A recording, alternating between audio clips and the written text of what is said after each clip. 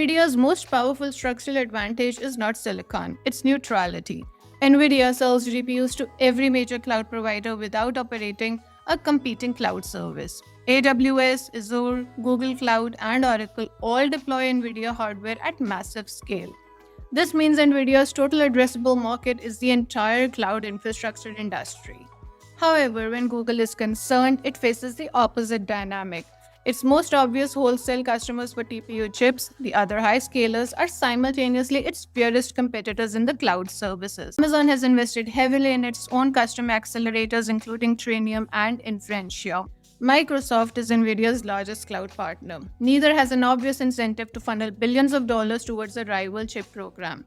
Industry participants characterize interest from competing cloud providers as minimal. And this paradox is something that explains the appeal of the neocloud workaround. The roughly 100 neocloud operators worldwide do not compete with Google in cloud services. They complement it. However, it also explains a persistent internal debate that has recently resurfaced, whether to spin the TPU team into a structurally independent unit.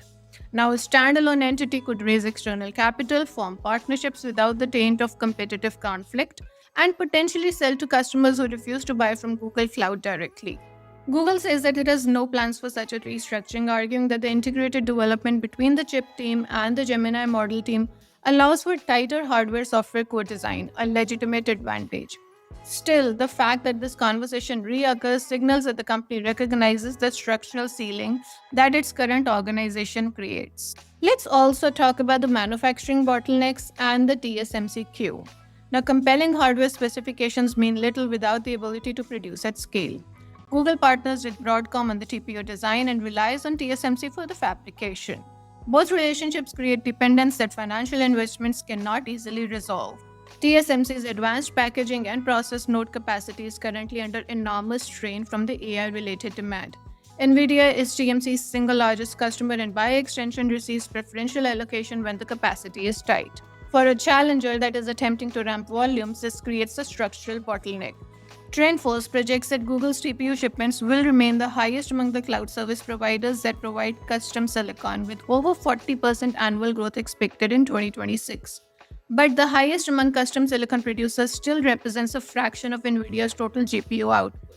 So what can be said is that Google cannot will its way past the foundry constraints, and the financial backstops that it is offering to the neocloud partners assume that sufficient hardware will be available to deploy.